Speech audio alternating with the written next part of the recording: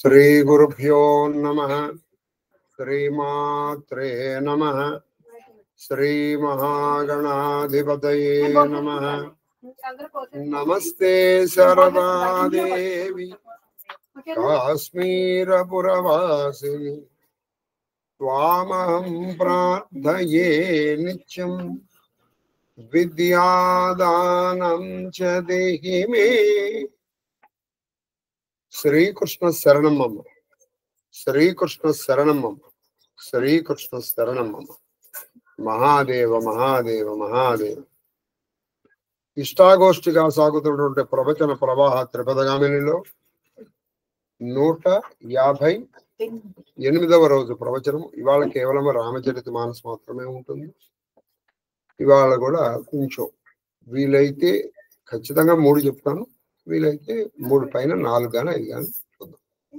ఎందుకంటే నాకు కొంచెం 8:20 వచ్చిన పనులు, దానికంటే ముందర ఇంకొక చిన్న పనులు, ఇవన్నీ భగవాన్ ప్లస్ మంత్రాలు, ఇవన్నీ సంగతి. కాబట్టి 3 అయితే ఖచ్చితంగా చెప్తాను.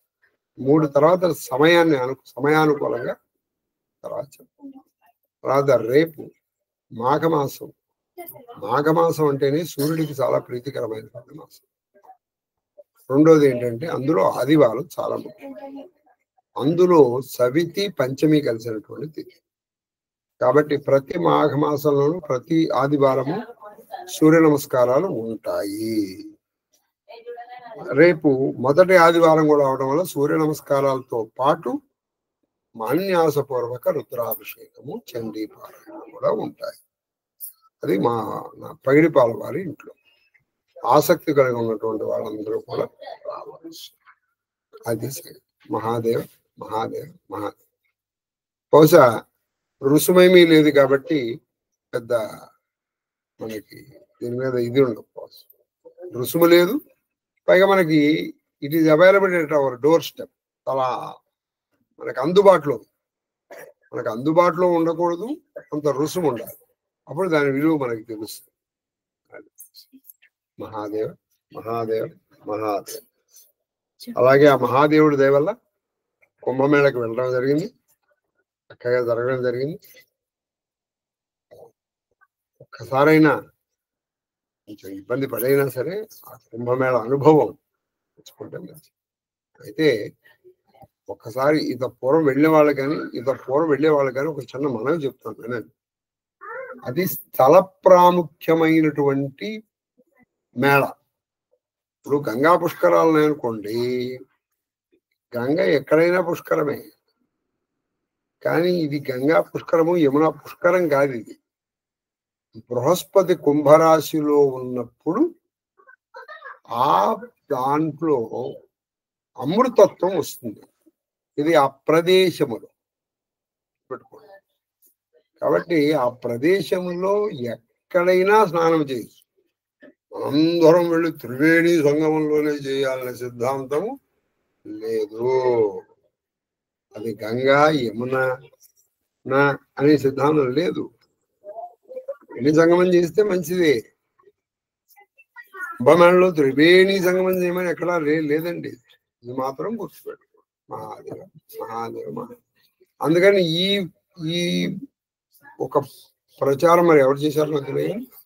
దీని మూలంగా కొన్ని ఘాట్లో అసలు రష్ లేదు, కొన్ని ఘాట్లో అన్కంట్రోలబుల్ రష్.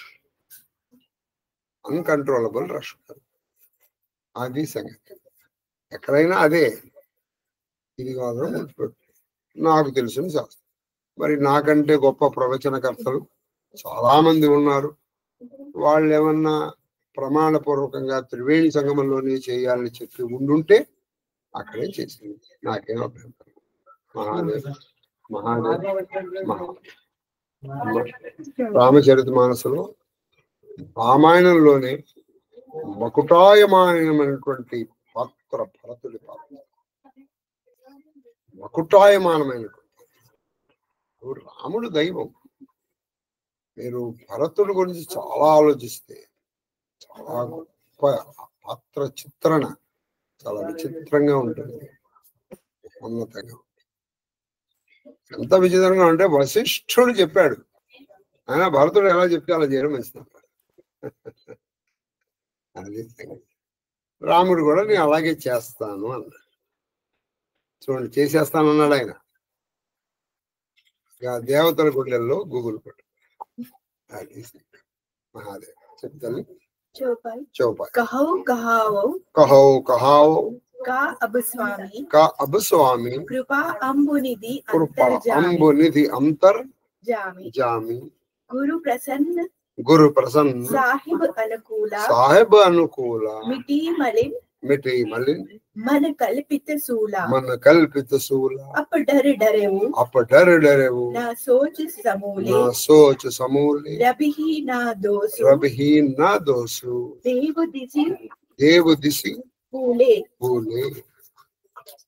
मोर अबागु मात पुटिलाई विधि गति विषमा काल कटनाई पाहुरोपी सब मिली मोहि गाला प्रणत पालपन आपन पाला यहाँ नहीं रीति न रावुरी होही लोकहु भेद विदित नहीं गोली जगु अनबल बल एक गुसाई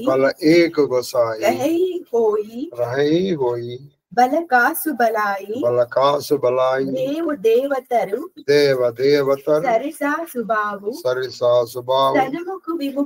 सन्मुख विमुख ना काहु स्वामी करुणासागर ఆ భరతుడు అన్నాడు, స్వామి కరుణాసాగర అంతర్యామి అందరి మనసుల్లో ఉన్నటువంటి వాడివి నువ్వు. అంటే అందరి మనసుల్లో ఉన్నప్పుడు నీకు వాళ్ళ మనసులో ఏమనుకున్నారు నీకు తెలియదా? ఇప్పుడు నేనేమి చెప్పగలను? అది ఇప్పుడు నువ్వు ఎలా చెప్తే అలా చేస్తానని నువ్వు అంటున్నావు శ్రీరామచంద్ర. ఇప్పుడు నీకు ఏం చెప్పనయ్యా? నీతో ఏమి చెప్పింపగలను? అది నేనేం చెప్పగలను? నువ్వేం చెప్తే అది చేస్తానంటున్నావు కదా. నేనేం చెప్పగలను? మీ చేత నేను ఏమి చెప్పించగలను? గురువు గారి ప్రసన్నత మీ ఆనుకూల్యము మలినమైన మనసునందలి కల్పిత వ్యధను తుడిచివేసినది. గురువు గారి ప్రసన్నత, గురువు గారు ఆయన ప్రసన్నంగా ఉన్నారు చూస్తాం. అలాగే మీరు నా పట్ల అనుకూలంగా ఉన్నారు. నా మనసులో కొన్ని మలినాలు ఉన్నాయి, ఆ మలినాలన్నీ పూర్తి చేసి నా భయము నిరాధారమైనది. అది నా భయం నిరాధారం. ఎందుకంటే నేను చాలా భయపడ్డాను. రాముడు ఏమంటాడో, సీతమ్మ ఏమంటుందో, అది ఏమంటుందో, ఇది ఏమంటుంది. ఎప్పుడైనా మార్గమును మరిచినచో అది సూర్యుని దోషము లేదు. ఎప్పుడైనా నువ్వు మార్గాన్ని మర్చిపోయావు అనుకోండి, సూర్యుని దోషం అది. నువ్వు ఇలా వెళ్ళాలండి, ఇటు వెళ్ళాలి, నువ్వు ఇటు వెళ్ళావు, అది సూర్యుని దోషమా? కాదు కదా. నువ్వు ఎటు వెళ్తే అక్కడ అని అటు వెలుగు చూపిస్తాడు. నా దౌర్భాగ్యము, నా తల్లి కుటిలత్వము, విధి ప్రాతికూల్యము. అది నా దౌర్భాగ్యం ఏంటంటే నా తల్లి కుటిలత్వము, విధి ప్రతికూలత, కాల వైపరీత్యము. ఇవి అన్నియును నాకు వ్యతిరేకంగా కుట్ర పడినవి. కాల వైపరీత్యం ఈసారి ఎలా జరుగుతుందంటే ఎక్కడా ఏది ఉండదు, కానీ ఒక అగాధం ఏర్పడింది. మీరు బాగా చూస్తే అది. ఒక్క సెకండ్. కాబట్టి ఇక్కడ ఎలా ఉందంటే ఈ కాల వైపరీత్యం తప్పితే మా తల్లి అని చెప్పడానికి కూడా లేదు. ఎందుకంటే మా తల్లి దోషం లేదని భరద్వాజ మహర్షి చెప్పాడు. ఇదంతా కాలం ఆడిన కాలంలో మనందరం కీలుబొమ్మలు. నాకు వ్యతిరేకంగా కుట్ర పన్నినవి. అది ఇవన్నీ నాకు వ్యతిరేకంగా కుట్ర పన్నేసి. కానీ శరణాగత వత్సలుడవైనటువంటి నీ ప్రతిజ్ఞ ఏంటి? నీ ప్రతిజ్ఞ ఏమిటి? నువ్వు ఎప్పుడు భక్తుల పాలిత కల్పతరు, భక్తుల మనోభిష్టాలకు అనుకూలంగా. కాబట్టి అది నన్ను రక్షించింది స్వామి. ఇది నీకు క్రొత్త కాదు. ఇది నీకు కొత్త కాదు. నువ్వు నాలాంటి వాళ్ళని ఎంతో మందిని రక్షించు. లోకములో వేదములలో ఇది ప్రసిద్ధమైనది. లోకముల్లోను వేదముల్లోను అనేక మార్లు ఇది ప్రామాణికమైంది. ఏమిటది? నువ్వు నన్ను రక్షించావు. ఇది నన్నుగా అంటే దీనులను రక్షించావు. నువ్వు వదిలేస్తావా? నువ్వు నీ శిష్యుడు అంటే నేను నీకు తమ్ముడినే కాదు, శిష్యుడిని కూడా, నీ అనుచరుణ్ణి, నీ దాసుడు. నువ్వు నన్ను వదిలేస్తావా? ప్రభు, ప్రపంచమంతయు ప్రతికూలమైనను మీరు మంచివారైనప్పుడు మీ ద్వారా తప్ప వేరెవరి ద్వారా అయినను ఎవరికి మేలు ఎట్లు జరుగును? ప్రపంచం అంతా ప్రతికూలం, ఒక్క రాముడు నీ వైపు ఈశవతల బాగా మొత్తం అంతా నీకు సాకులు. ప్రపంచం అంతా నీకు అనుకూలంగా, ఒక్క రాముడు ఒక్కడే నీకు ఏమీ సాధించదు, ఏమీ సాధించదు. కాబట్టి అందుకనే ఇది తెలిసింది. కాబట్టి రామదాసు తక్కువేమి మనకు రాముడు ఒక్కడుండు అది అనగా మీ మంచితనం వలనే అందరికీ మేలు జరుగును. అది అందరికీ మేలు జరుగుతుందంటే అది కేవలం మీ మంచితనం శ్రీరామచంద్ర. మీ కృప ఉన్నచో సమస్త ప్రపంచము వ్యతిరేకమైన చూసారా, మీ కృప ఉంటే సమస్త ప్రపంచము వ్యతిరేకమైనా కూడా మనకి నష్టం. నీ కృప లేదు, నువ్వు మొత్తం ప్రపంచం అనుకూలమైన నీకు రావాలి. అందుకే శంకరాచార్యుల వారి చూడండి, తతక్కిం తతక్కిం తతక్కిం తతక్కింలో చాలా ఉందండి. ఇంకెప్పుడైనా మళ్ళీ మనం నేర్చుకుంటాం. దేవా మీ స్వభావము కల్పవృక్షముతో సమానం. అది దేవా మీ స్వభావము కల్పవృక్షముతో సమానం. అది అందరికి అండదండగా నుండును. అది అందరికీ అండదండగా ఉంటుంది.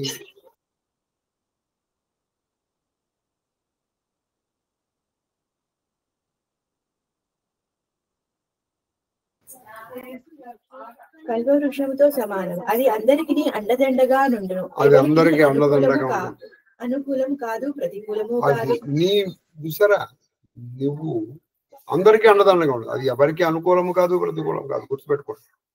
రాముడు వాళ్ళ వైపు, రాముడు ఎవరి వైపు లేడు. రాముడికి కావలసింది ధర్మం. వీళ్ళంటే వాళ్ళ ఇష్టం, రాముడికి వీళ్ళంటే ఇష్టం, ఏమీ ఇష్టం లేదు. భరతుడంటే ఎందుకు ఇష్టం అంటే భరతుడు ధర్మం వైపు ఉన్నాడు కాబట్టి. ఇదే రామాయణంలో అంటే వాల్మీకి రామాయణం, మరి ఇందులో ఉందో లేదో నాకు తెలియదు, కానీ భరతుడిని నేను కొంచెం కేకలేశాడు. ఎందుకంటే ఈ భరతుడు చివరికి మొండు పట్టి పెట్టాడు, ఒక కేకలేశాడు. మరి భరతుడు అంటే ఇష్టం కదా, నువ్వు కేకలేయకూడదు కదా. నువ్వు కేకలేయకూడదంటే ఎట్లదండి? అందుకే వాడు ఎవడో చెప్పినట్టు ప్రేమ లేనిదే తిట్టారు, కోపం లేనిదే కొట్టరు. ఎవడెట్లా పోతుండే మనకేనుకుంటే మనం ఎందుకు దోహా जाए निकट पहचान दर, जाए निकट पहचान दर, चाहा समनी सब सोच, चाहा समनी सब सोच, मागत अभिमत, मागत अभिमत, पाव जग, रावो रंकु, बल पोच, ఆ కల్ప వృక్షమును గుర్తించి సమీపించినచో దాని ఛాయే చింతలన్నిటిని రూపుమాపు. ఆ కల్ప వృక్షాన్ని గుర్తించి దాని ఛాయ, దాని అండలో నువ్వు చేరాలి. అయిపోయింది, నీ కోరికలన్నీ చేరు. నువ్వు చేయవలసిందల్లా కల్పవృక్షాన్ని చేరుకోవడమే, అంతే. కోరుకుంటా నీ ఆ కోరికలన్నీ తీరు. ప్రభువైనను పేదవాడైనను సుజనుడైనను, ప్రభువైనను పేదవాడైన సుజనుడైన దుర్జనుడైన ప్రపంచము ఎవరైనను వారి మనోరథములను ఆ వృక్షము నెరవేర్చును. ప్రపంచంలో ఎవడైనా సరే వాడు కుజనుడు. ఆ కల్పవృక్షం దగ్గరికి వెళ్ళావండి. ఇప్పుడు కల్పవృక్షం దగ్గరికి వెళ్ళావు నువ్వు, వీడు దుర్జనుడు అని వాడి కోరిక తీర్చగానే ఉండదు, నువ్వు వాడు అది తీర్చేస్తా. అయితే వాడిని ఎలా బాగు చేయాలో కూడా రాముడికి తెలుసు. కల్పవృక్షానికి రాముడికి ఉన్న తేడా ఏమిటంటే అది కోరిక తీర్చేస్తుంది. కానీ రాముడు ఏం చేస్తాడంటే ఏది నీకు కావాలో అది ఇస్తాడు. నువ్వు అడిగింది, ఇప్పుడు పిల్లవాడు అక్కడ ఒక పాయిజన్ బాటిల్ ఉంది, నాకు అది ఇవ్వండి అన్నాడు అనుకో, నువ్వు ఇస్తావా? ఎందుకంటే అది ప్రమాదకారి అని నీకు తెలుసు, వాడికి తెలియదు. తెలిసిన నువ్వు పిల్లలు అడిగిన ప్రతిదీ ఇవ్వవు కదా, ఇవ్వకూడదు కూడా కదా. వాడు అడిగాడండి ఇచ్చాడని నువ్వు చెప్పగలుగుతావా? చెప్పండి. Simple thing.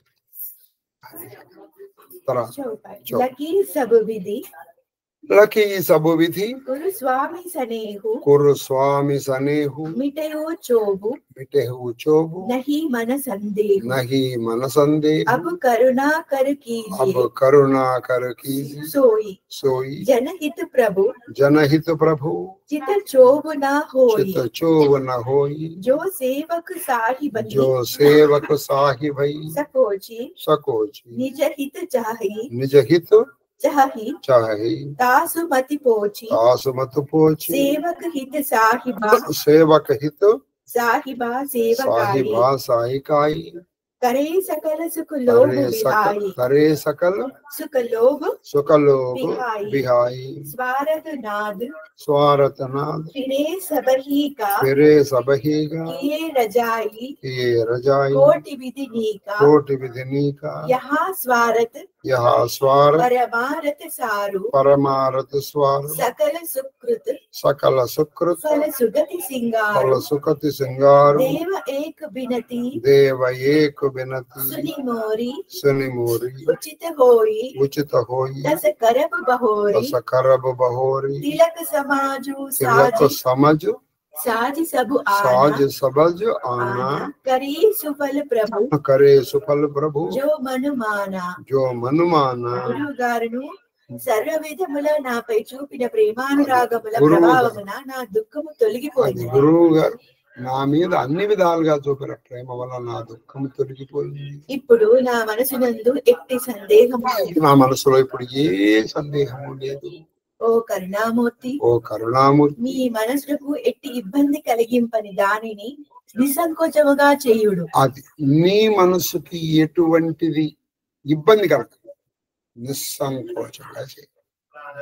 మీరు ఏం చేసినా అది ధర్మరక్షణ కోసం సంకోచంగా చేసేది. తన స్వామిని సందిగ్ధావస్థలో పడవేసి తన క్షేమముని కోరుకుని సేవకుని బుద్ధి అల్పమైనది. అది చూడండి, తన స్వామిని సందిగ్ధావస్థలో పడేసి నేను బాగుండే చాలు అనేటువంటి సేవకుడు ఉన్నాడే, వాడి బుద్ధి చాలా అల్పమైనది, చాలా అల్పం. తన సుఖములను లోభములను త్యజించి స్వామిని సేవించడంలోనే సేవకునకు నిజమైన హితము కలదు. తన సుఖములను లోభములను వదిలేసి స్వామిని సేవించడంలోనే తన సుఖం ఉందనుకున్నటువంటి సేవకుడు ధన్యుడు. స్వామి నిన్ను అయోధ్యకి తిరిగి రమ్మనుట మా అందరి స్వార్థమే. అది నిన్ను అయోధ్యకి రా అని అంటాం మా స్వార్థం. మరియు మీ ఆజ్ఞను పాటించడంలోనే అనంత శుభములు కలవు. అది మీ ఆజ్ఞను పాటించడంలోనే మాకు ఇదే స్వార్థ పరమార్థ సారము. స్వార్థముకి పరమార్థ సారానికి మీ ఆజ్ఞను పాటించామనుకో, అది అందరికీ శుభం. ఇప్పుడు నేను చెప్పినట్టు నువ్వు వింటాను అని నాకు ఆజ్ఞ ఇచ్చావు కాబట్టి, నాకు వరం ఇచ్చావు కాబట్టి చక్కటి అండి. ఇవి భరతుడు. ఇంకోళ్ళు వరం చేసి అయితే అన్నయ్య వచ్చేసాను అంటే ఎదటి వాడి మాట ఏమన్నా కానీ, ఎదటి వాడు ఎంత ఇబ్బంది అన్నా బండి నేను బాగుంటే చాలు, అంటే నా మాట నీకిదే సార్. ఇక్కడ నీకు రాముడి మీద భరతుడికి ప్రేమ ఉందని ఓడలు మొత్తం దేవతలు అందరూ ప్రతికూలు అయిపోతారు. దేవతలు అంటే ఎవరు? ధర్మశక్తులు. ధర్మానికి వ్యతిరేకంగా ఈయన వచ్చింది ఎందుకు? రాజు వాళ్ళని ఇంకోటి కూర్చోడానికి. అందుకే భక్తుడు అంటూ కూర్చోన్న భవిష్యత్. కాబట్టి నువ్వు అయోధ్యకి రావాలని మాకు ఉంది, కానీ నేను అలా కోరుకుంటే మా స్వామి. కానీ నీ ఆజ్ఞ మేము పాటించామనుకో, అది అందరికీ శ్రేయస్సు. అందరికీ అంటే ఎవరికి? అయోధ్యవాసులకి నాకు కాదు, దేవతలకి, ఋషులకి, మునులకి, సర్వప్రాణులకి అది ఇదే స్వార్థ పరమార్థ సారం. అది స్వార్థముకి నిన్ను అయోధ్యకు రమ్మంటాం స్వార్థం, నీ ఆజ్ఞను మేము పాటించడం పరమార్థం. సమస్త పుణ్యముల ఫలం, సమస్త పుణ్యముల యొక్క ఫలం, సద్గతుల భూషణం, సద్గతుల యొక్క భూషణం. దేవా నా ప్రార్థనను ఆలకించి ఉచితమనిపించిన రీతిన చేయు. అది దేవా నా ప్రార్థన, మీరు ఏది ఉచితం అని అనుకుంటున్నారు. నీకు నేను రమ్మని అంటే స్వార్థం, నువ్వు వస్తే మేము సంతోషిస్తాం, లేదు అలా నేను ఇబ్బంది పెట్టాను అన్నయ్య. అదేంటి అసలు లక్షణం అంటే, లక్షణం ఎలా ఉండాలంటే నువ్వు ఏమైపోయినా సరే నేను చెప్పినట్టు వినాల్సింది. ఇప్పుడు పైన ఉన్నటువంటి వాడి పొజిషన్ ఎలా ఉంటుంది తెలుసా, అడకత్తరలో పోక చక్క అయిపోతుంది. వాడు ఏదో ఒకటి అనుకుంటాడు. ఇప్పుడు ఉదాహరణకి మీకు చిన్న ఎగ్జాంపుల్, నేను అనుకున్నాను ఇవాళ సాయంకాలం వరకు నిర్జలం, అసలు జలము కూడా తీసుకోకుండా ఏదన్నా జపం చేసుకుందాం. నేను నా మంచి కోరే చెప్తున్నాను. అలా ఎలాగండి, మీరు తీసుకోకపోతే మేము కొడతాం అని 10 మంది మానేశారు. నేను నడవగలను, గురుగారు మీరు ఆటో ఎక్కితే నేను ఆటో ఎక్కుతాను అన్న ప్రారంభించాను. నువ్వు నడవలేకపోతున్నావు, అప్పుడు నడవగలిగిన నేను కూడా నీ కోసం ఎక్కాల్సి వస్తుంది. ఇప్పుడు ఇది నా మీద ప్రేమ నన్ను నిర్బంధించడమా చెప్పండి. ఒక్కొక్కసారి మన ప్రేమ వాడిని నిర్బంధించినట్టు అవుతుంది. ఇది కాదు, ఇది ప్రేమ కాదు, ఇది నిర్ణయాలు తీసుకునే మార్గం కూడా కాదు, ఇది నిర్ణయాలు తీసుకునే మార్గం కూడా కాదు. నీకు అతని మీద కలిగినటువంటి ప్రేమ, అతని మాటని నువ్వు పాటించడంలో ఉండు. నువ్వు కావాలంటే అతను వెనకాలే వెళ్తూ ఉండు. అతను ఎప్పుడైతే శోషపడిపోతాడో అప్పుడు నువ్వు అతనికి ఉపచారాలు చెయ్యి. అంతే నేను అతని కంటే తెలివిగాని కాబట్టి నేను చెప్పినట్టు అతను వినాలి అనుకుంటే అది స్వార్థమే కాదు, కర్మం కూడా అవుతుంది. నేను కూడా విశ్వసిస్తాను. రాజ్యాభిషేకమునకు వలసిన సామగ్రి అంతా తీసుకుని రాబడిన, అది రాజ్యాభిషేకానికి తీసుకురాబడిన సామగ్రి అంతా తీసుకురాబడింది.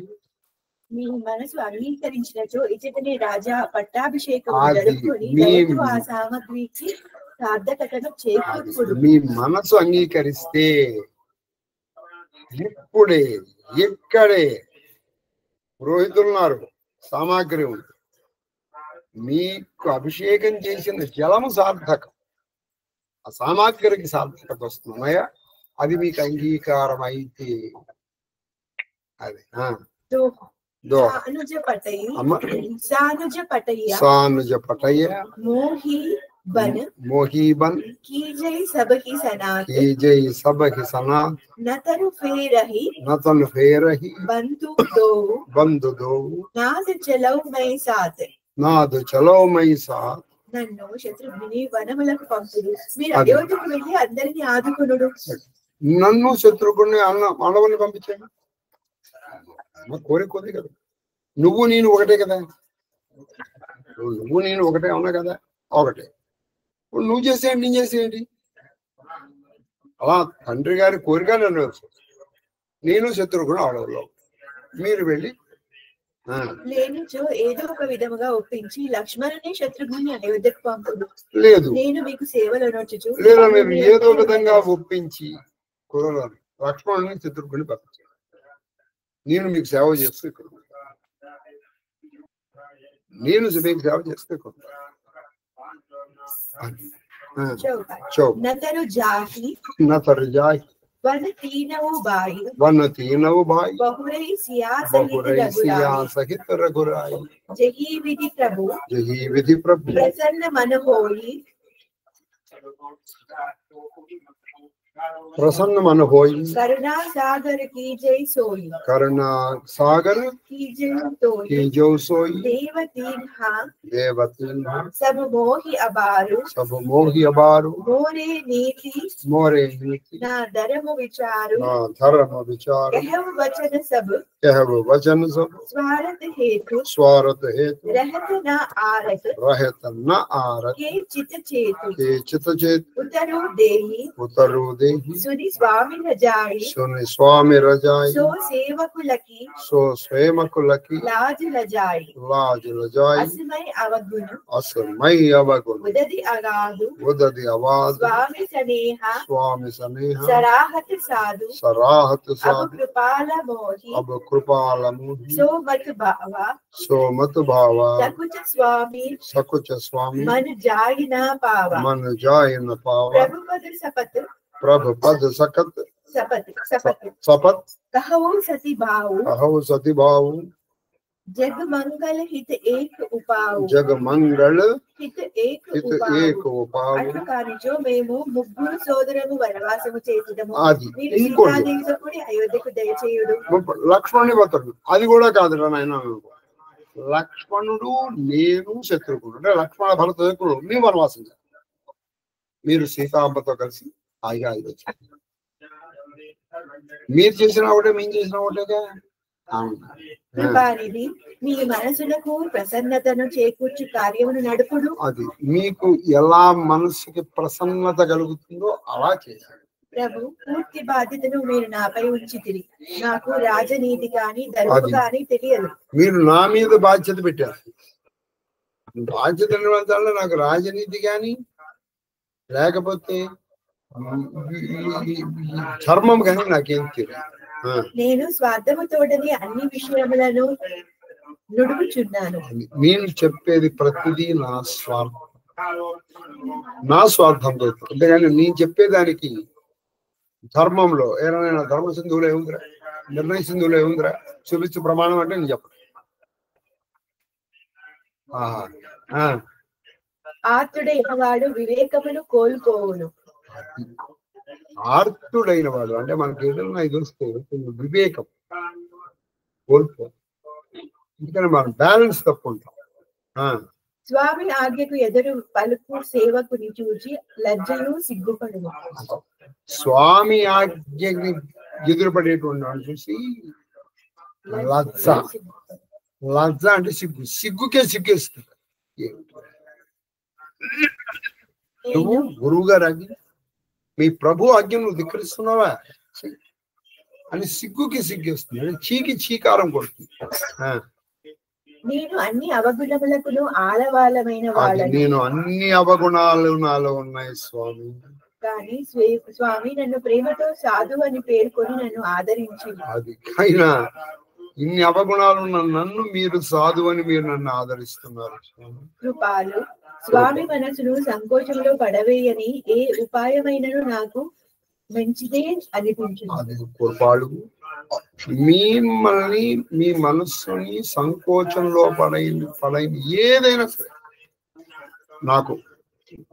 నాకు అనుసరణీయమే నేను పని చేస్తాను ప్రభు పాదములపై ప్రమాణం చేసి సత్యమునే పలుకుచున్నాను ప్రభు యొక్క పాదములు శ్రీరామచంద్రుని పాదముల మీద ప్రమాణం చేసి నేను సత్యమే పలుకుతున్నాను లోక కళ్యాణమునకు ఇదే ఏకైక మార్గము లోక కళ్యాణానికి ఇదే ఏకైక మార్గము శ్రీరామచంద్ర ప్రభు ప్రసన్న మనసు తజి ప్రభు ప్రసన్న మనసు मन सकुच तजी जो जही आयसु देवा सो सिर धरी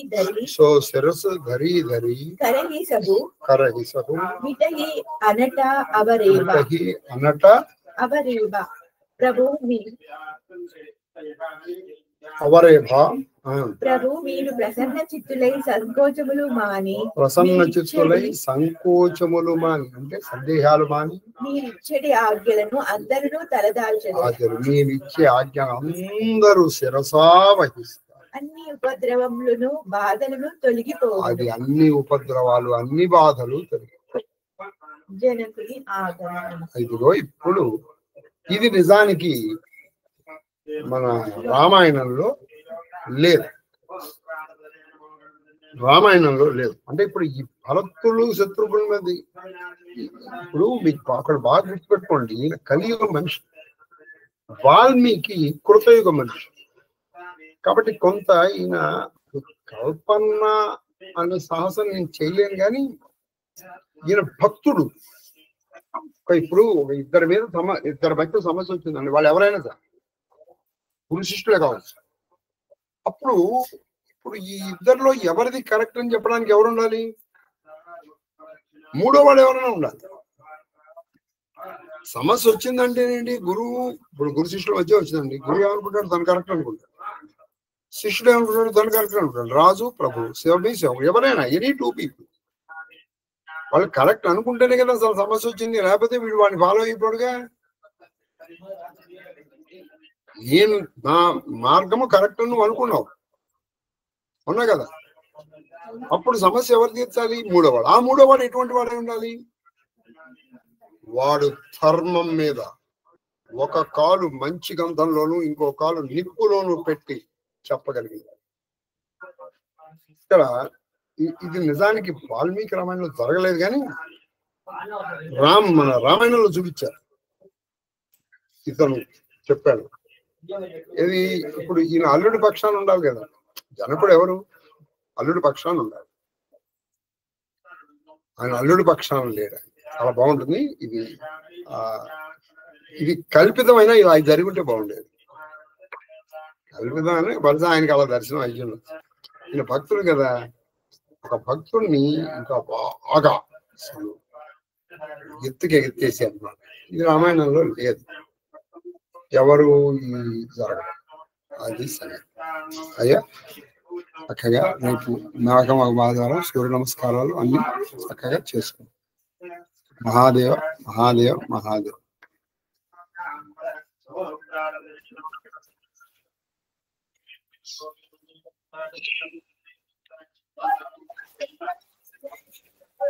వాగ్దానం అనే సినిమా చూసారా? అందులో రేలంగి హరికథ చెప్తాడు. భక్తులందరూ నిద్రావస్థలో ఉన్నట్టున్నారు, మరొక్క మారు అని. అందరికీ అలారం మోగినట్టు లేదు.